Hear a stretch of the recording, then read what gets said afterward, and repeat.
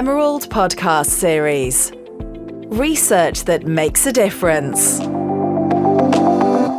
Welcome to the Emerald podcast series. In this series, we speak to experts from around the globe using research to create real impact. In each episode, we explore the role of research within the context of the environmental, economic, social, and political challenges facing our society, and look at the ways in which research, policy, and practice interact to affect communities around the world. We're your hosts. I'm Daniel Ridge. I'm Helen Beddoe, and we are publishers at Emerald Publishing.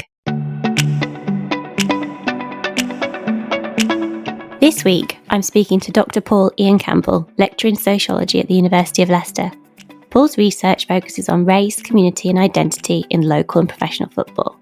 His first book, Football, Ethnicity and Community, won the British Sociological Association's Philip Abrams Prize in 2017. We are here to discuss his recent research on the experiences of retiring from professional football and how this experience plays out in different ways for Black players. This has been published earlier this year in his new book, Education, Retirement and Career Transitions for Black Ex-Professional Footballers, From Being Idolised to Stacking Shelves. So hello, Paul. Thank you for speaking to us today and welcome to the Emerald Podcast.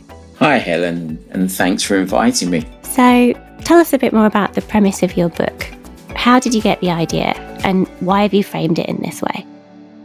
Growing up, I played a lot of sport and a lot of my friends had gone on to have careers in the professional game. Around about 10 years ago, a lot of them started to come to the end of their careers and were really facing a number of issues in what happens next and how do they move from being footballers into kind of mainstream careers. I was getting a number of phone calls from friends who were asking me advice and really kind of looking for some help on how to move forward. And this became more and more, just kept happening more and more. And these were very different men, but were all kind of displaying very similar issues and problems and concerns, having issues around sort of how do they go about doing interviews? How do they even try and find a job? And what kinds of jobs can they go into? And that kind of really was the first moment that I realized that there was something happening here, that this wasn't just kind of individual. This was something that were happening to a lot of different people whose only similarity was that they had had a career in football. And so really that kind of thinking about where they were now and trying to kind of map how they'd got to this point. So looking at, well, the issues that they had around qualifications or lack of qualifications, why they hadn't upskilled during their careers, and then the issues that they were facing post-career really kind of is set up the premise of the book, which looks at their experiences as schoolboys, their experiences as professionals, and their experiences in retirement. Once I'd got this idea, you start to do the kind of reading around the literature and trying to find out what had been written and where your research might sit. And in that reading, what came out, what was striking, was that most of the research that had been done had really been done through a psychological lens. Now, psychology is really helpful, but it also has some problems. So one of the problems is that it kind of individualizes the problem. It kind of localizes it to something an issue that the individual has, i.e. they have a particularly overinflated athletic identity or they have an addictive personality. This kind of didn't fit with the narratives that the people that I'd spoken to.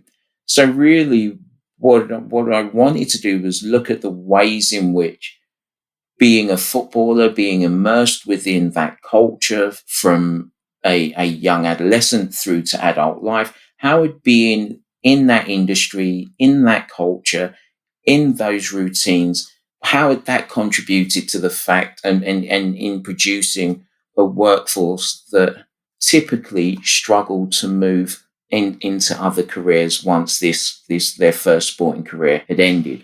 As your book points out, over 30% of professional footballers are Black, but at the coaching and senior manager level, this figure is only about 1%. And, doing the maths and putting that into actual numbers, this means that there are around 1,200 professional football players in England in the game at the moment, and only around 23 black coaches and senior managers. So, that gap is really stark.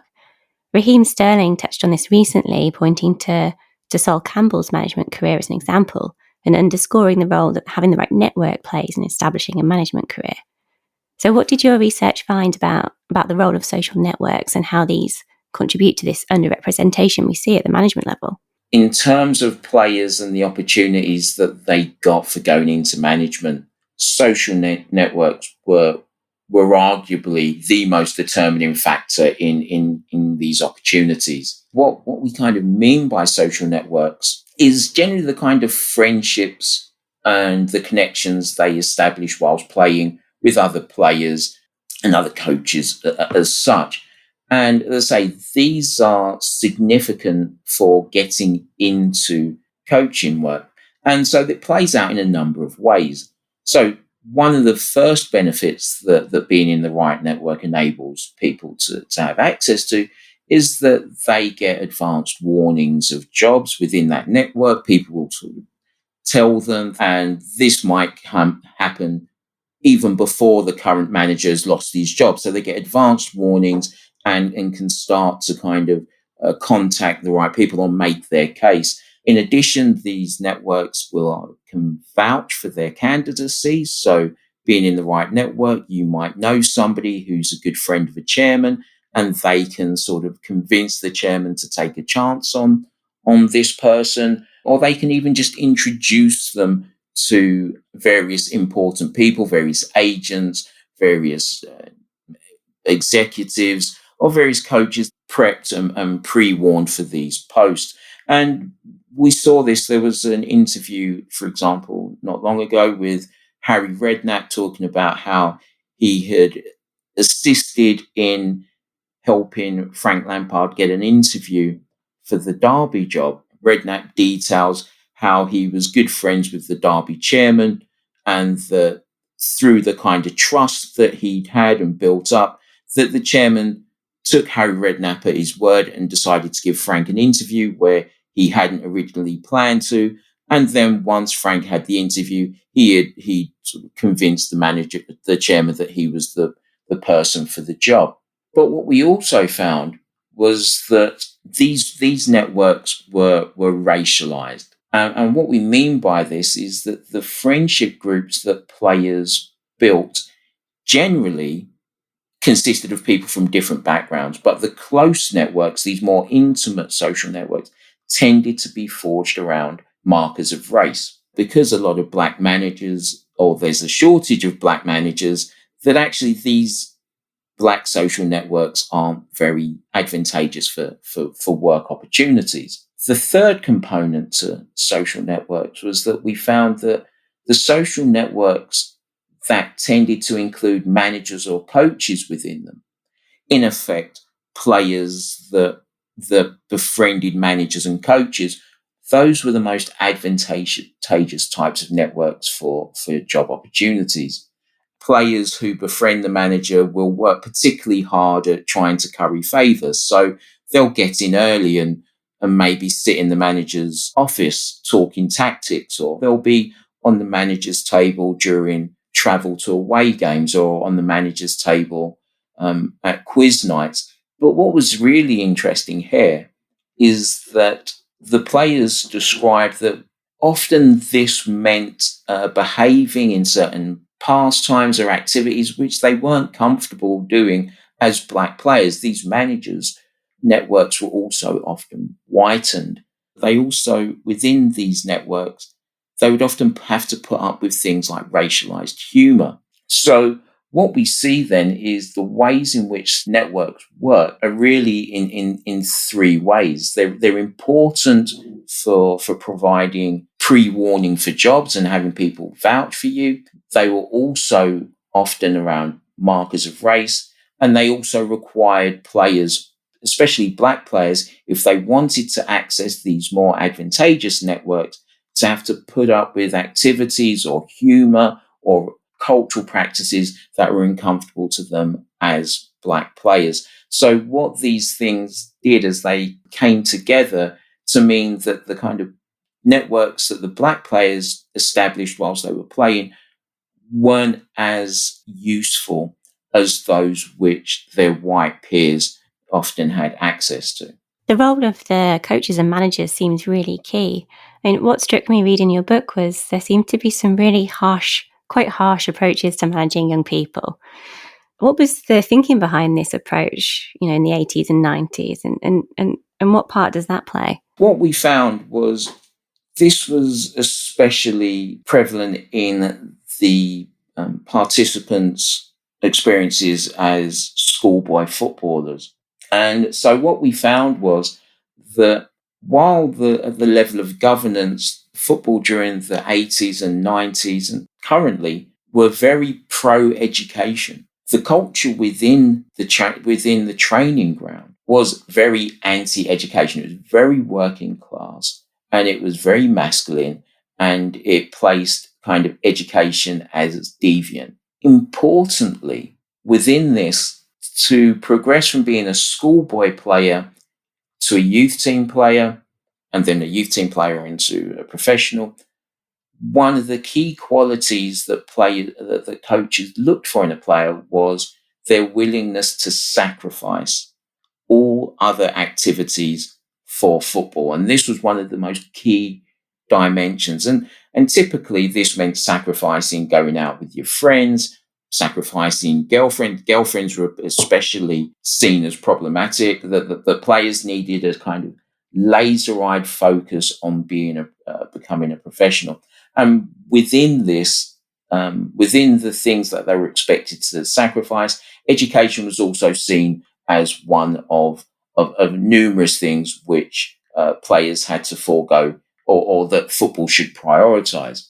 I guess that leaves players particularly ill-equipped to career transition after football if education is seen as such a deviant thing. And your book also talks about how stereotypes around race and black people show up in the education system itself. This idea of black people as naturally athletic and suited to physical pursuits. Did you see that come out in the participants' interviews? So really what we see is this is kind of two processes working, especially during the kind of phase where they were school children. So the first phase, which alluded to in the previous question, was that these kinds of anti-education attitudes that were prevalent within the professional game were impacting on the young school children's choices before they'd even got into the game. So it meant that they were prioritizing sport over education at a crucial stage in their educational development. The second phase of this was that as working class boys, typically they didn't enjoy school. It wasn't something that was a priority in their kind of ideas of how they saw their own identities and their own masculinity. But this was accentuated because not only were these working class, but they were also working class black young men. And so in school, what happened meant that they were often faced with an education system that was hostile to their racial identities.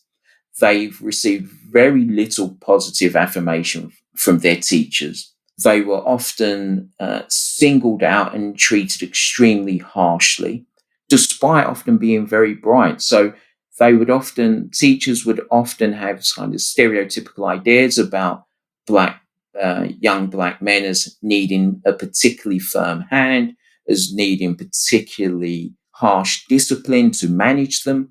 So that meant that their entire kind of school careers, they were experiencing a racial inequality and hostility.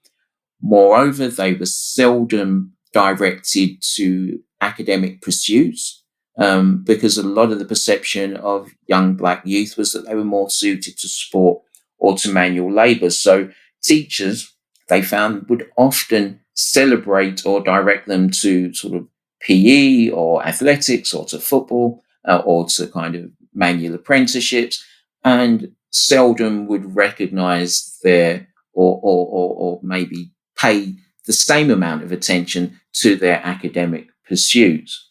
So as I say, this combination of really a kind of harsh experience in school directed at their kind of racialized identities, combined with be spending a lot of time in a footballing world which placed a low capital on education, but gave them more positive affirmation for their sporting attributes, sort of came together to really kind of shape these young men's ideas of education having very little value or being something that was naturally welcoming, and football being where all their energies should lie. I guess this all combines to be a bit of a perfect storm, really, at the stage where professional footballers are retiring and looking at the next thing they're going to do. What did the participants in your study find? How were their experiences of retirement? All of them described retirement as the hardest part, the hardest thing that they had ever gone through. And there was a whole sort of series of a whole combination of things happening. They were mourning the loss of their athletic identities. They were struggling financially. A lot of their friendship circles were built around being a professional footballer, so they found themselves isolated. And then they also had the challenges of moving from usually being the main breadwinner in the family and being able to provide a certain lifestyle for their partners and for their children, to be in a situation where they could no longer fulfill that role to the same way. So this was impacting on their financial clout, on their identities, and on for some of them, even their kind of purpose for being. So this was a really traumatic episode. And then this was complicated by them having to very quickly find alternative work in completely alien careers, and often with very few kind of skills to take into that workforce. I mean, you've also mentioned previously this kind of masculine environment in professional football, and this must have really affected, their masculine identities. Yeah, for sure. And one of the testimonies from one of the participants speaks of how he felt like he was failing as a father and as a man. And so this is a really crucial juncture. This is also combined to a wider sort of period where men generally have high levels of sort of emotional and psychological trauma, higher rates of suicide. So this is a particularly so between kind of 35 to 45 is a particularly crucial and sensitive juncture in the male experience in the UK, combined with the fact that Black men have higher rates of suicide, and also that over the last, since 2007, I think over the last sort of 13 years, that nearly 1 in 10 professional footballers commit suicide, or it accounts for 1 in 10 of the deaths of footballers. We see that this is a really kind of crucial moment, just being a kind of man in the UK and being a Black man in the UK and being a sports person in the UK. So this comes together to create a really kind of precarious time and period, which is extremely traumatic and potentially quite scary for these men. How did the participants feel about taking part in the study? I mean, did it change anything for them? Interestingly, the whole experience for them, and also for me as the researcher, was an extremely kind of emotional experience. Professional football is characterized by, certainly they like to see themselves as men's men. These are the apex of desirability, of masculinity, of financial clout. These are the men that men want to be. Couched within this kind of culture is a certain stoicism whereby emotional and mental ill health are rather taboo.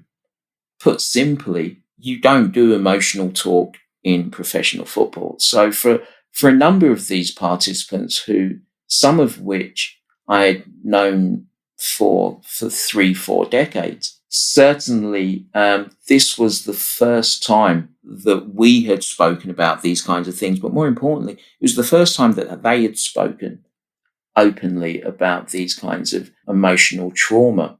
So for them, for some, this was kind of a form of therapy.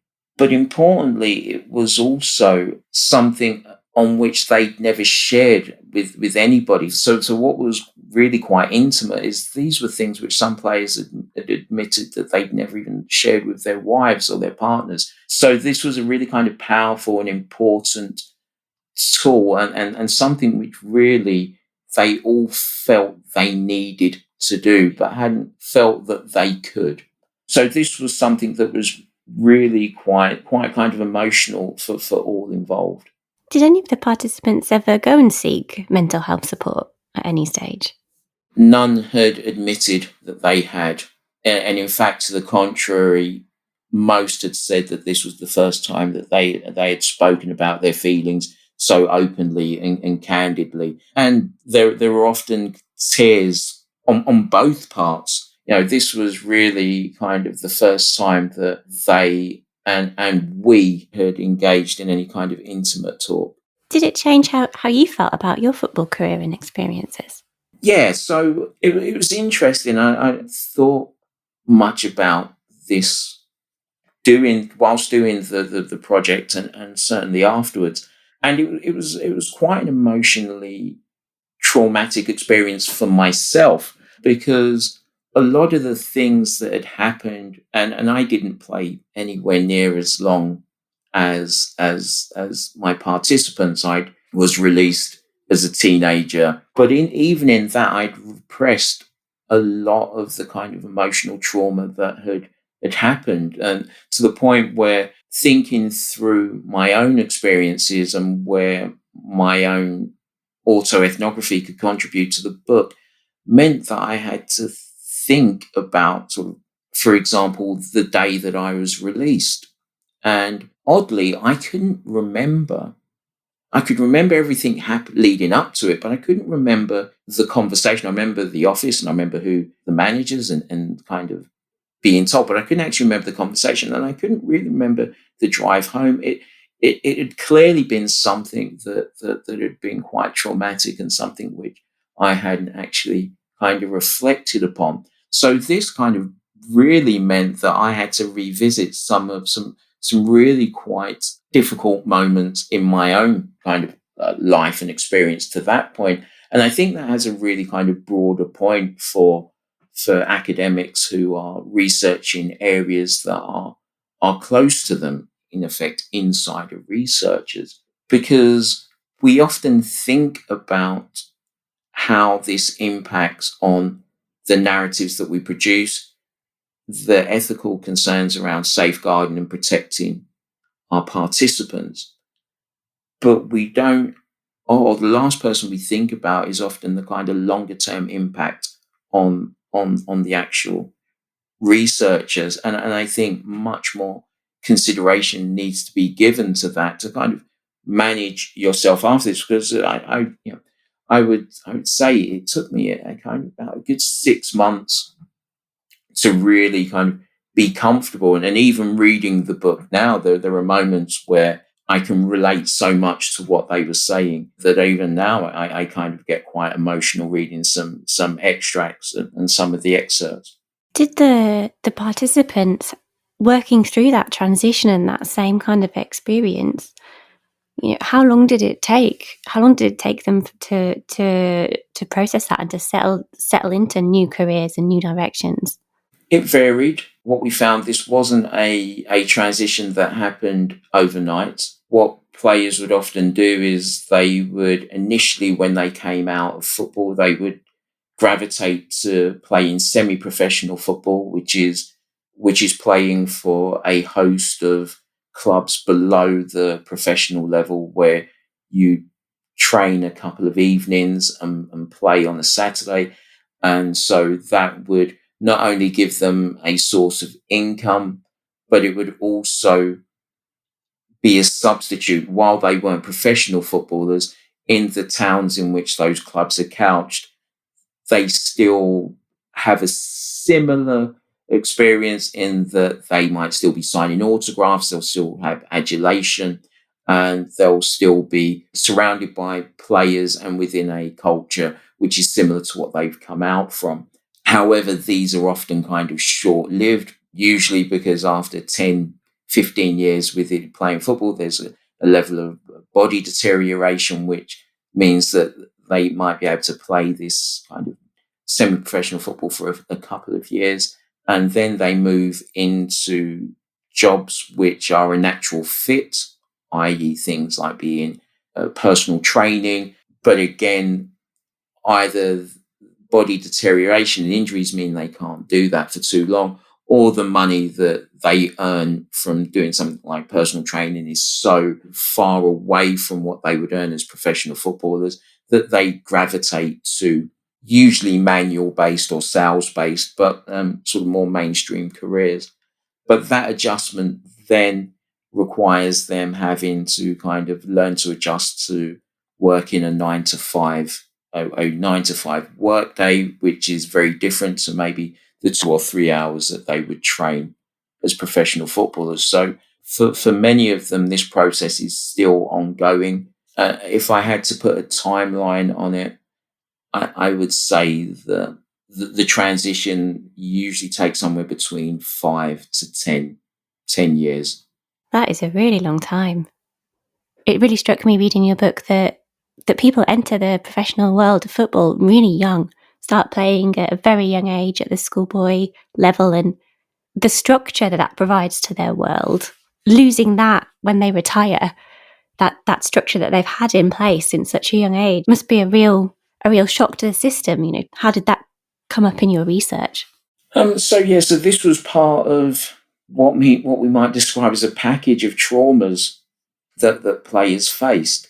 And so what we found is that whilst they were players, they were really kind of cocooned within a series of support structures which consisted of their agent, which consisted of their union and a player liaison officer. And what these people and what these support mechanisms provide is basically a whole host of provisions, even things such as simple as registering their children at schools or finding a house or contract negotiations or dealing with all the kinds of things that might go around moving from one club to another. So these networks meant that all the players had to concentrate on was playing football. But by the same token, it also meant that they kind of didn't develop any of the independency or kind of initiative skills that other people develop as they go through from kind of, as you say, from childhood through to sort of adulthood. So what this means is when they come out of the game, that they have to not only adjust with all these kinds of impacts on their masculinity, on their identity, but they're having to learn all these skills, things like things like having to work out how do you register, as I say, for the doctors or the dentist, or how do you go about finding a new job. So one of the problems that we found is that their union provided them with lots of support and packages that would help them in the post-career period. But because they hadn't had any skills of independency or of locating them, it meant that they were completely unaware of them and they didn't have the skills to locate them. They didn't have the skills to sort of go through what were often counterintuitive websites to be able to find and access these provisions. They'd moved from being in a career where everything was provided for them to overnight being in a situation where they had to seek out and identify all the kinds of things that they needed to satisfy the kinds of issues that they were facing. So, what needs to change? What can people in the professional game do to recognise that the story is different for Black players looking at coaching careers and coming out into retirement? I think we're still at square one. And square one is really recognising that people of different racial backgrounds have a very different experience of the game and have a very different experience of opportunities in the post-career. And this might sound quite obvious, but there is still significant debate over whether or not race is even a factor. Racism is a legitimate explanation for the differences that we see in coaching, in opportunities for management, in the kinds of post-career challenges that players face.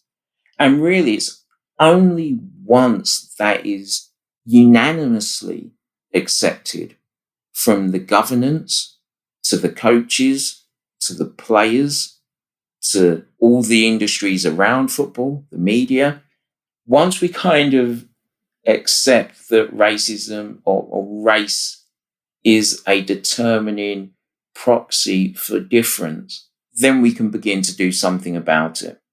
But I'm not convinced as yet that we've even got a uniform. We understand that race, for example, football understands that racial hostility is wrong. There's no debate around that. So, for example, their response to the Black Lives Matter and to George Floyd's tragic murder. But there isn't the consensus of what we might call systemic, institutional racism and the ways in which some people's careers are checked because of their racial identity or checked because of factors that coalesce around their race identity. I think a lot of what you've spoken about just then seems to exist and is replicated in many professional industries. As how does your work speak to the kinds of inequalities we see people responding to right now with Black Lives Matter? So what we see is that the story for Black players in football is different from their white peers. And this is similar to what's happening in all organisations, all industries, and in the Black experience more broadly. So what we see is, as a general characteristic of the Black experience in employment, is that in the contemporary period, Black employees can access almost all industries.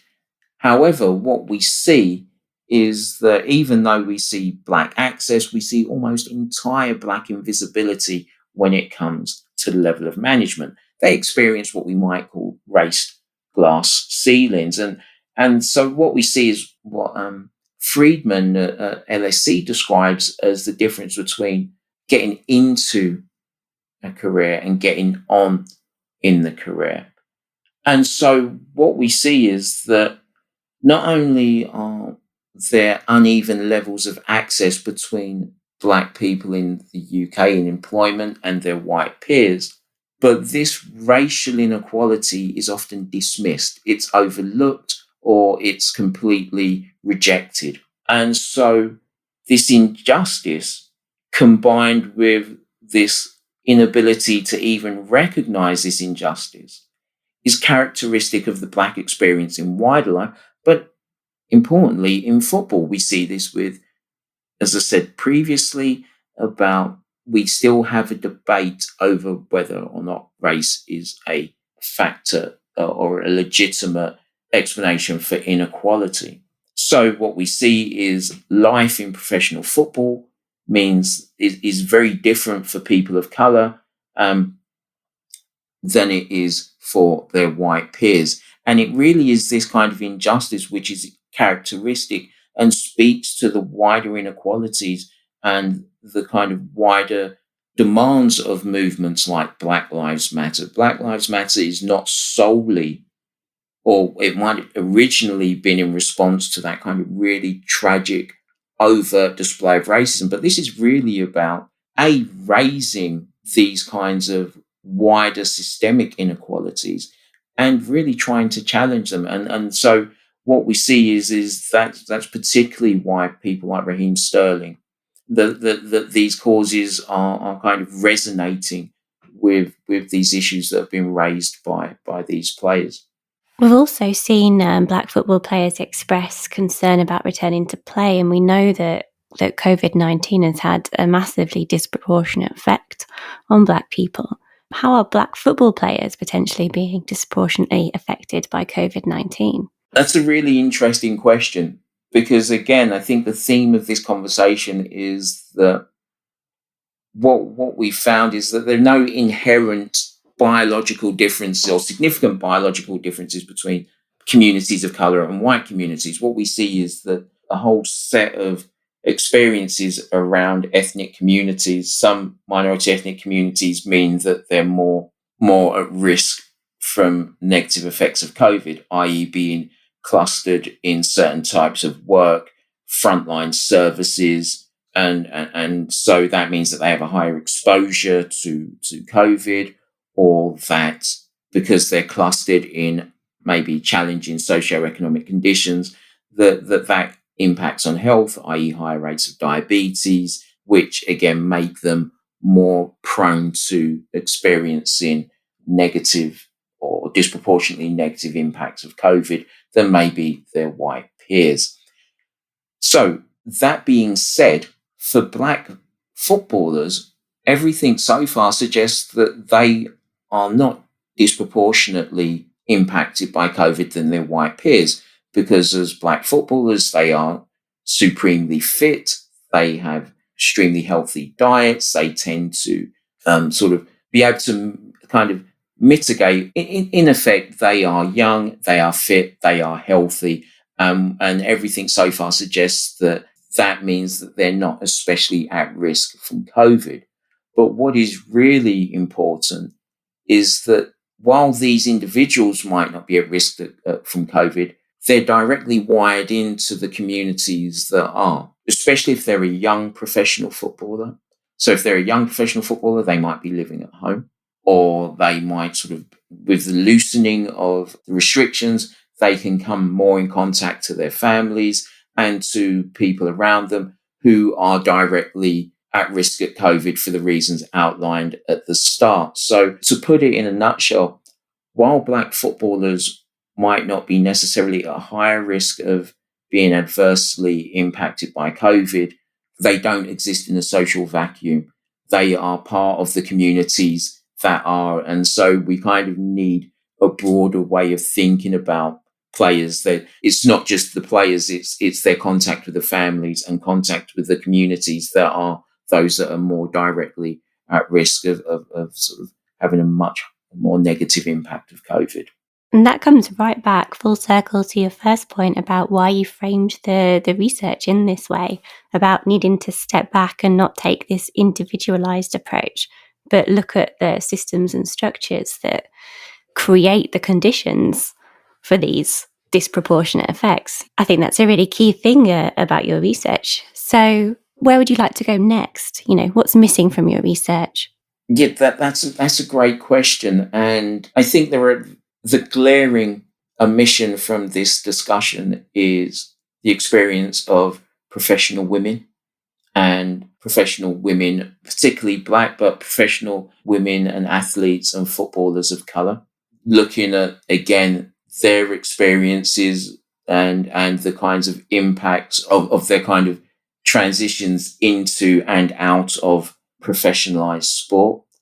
The other area which I would really like to kind of find out more about is thinking about footballers. This work, even though it tries not to individualize black footballers, it does individualize black footballers because it just looks at them. And I think a more holistic study, which looks at the impact of this journey on their family and on their parents, because this whole transition and the whole experience of being an athlete is a shared experience. So as schoolboys or as schoolgirls, how do the things that we find, how is that experienced by their family? Is it something that's in tension with their family? Were their family supportive of their children's decision to kind of laser focus on football? at expense of everything else? Or was this something which, as I say, was this an issue of dispute? How does the kind of transition and this clear sort of depression that the players go through, and this clear sort of psychological trauma, because we know that professional footballers, an extremely high percentage, are divorced within the first few years of retirement from the game. So what we see is that this clearly has a significant impact, and also for black footballers, because what we found in this study, that the footballers are unable to access the provisions provided by their union for support or guidance or help into going into alternative careers. They often rely on their family, their close friends, and their partners and spouses for advice. So again, the family unit becomes really, really is a really important part of this story, but it's often, well, as far as I know currently, is one that has remained completely silent and absent from the literature on kind of professional sport, race, and career transitions. Like you said, footballers, they don't exist in a vacuum. Exactly. Well, thank you very much, Paul, for coming on the show today and for a really engaging and eye-opening conversation. No, thank you for having me. If you are interested in learning more about Paul's research, there's a link to Paul's book in the show notes. Next week, my colleague Daniel Ridge will be speaking to Professor Ashraf Salama, head of the Department of Architecture at Strathclyde, on architecture and urban design in the post-COVID-19 city. Join us then, and thank you for listening.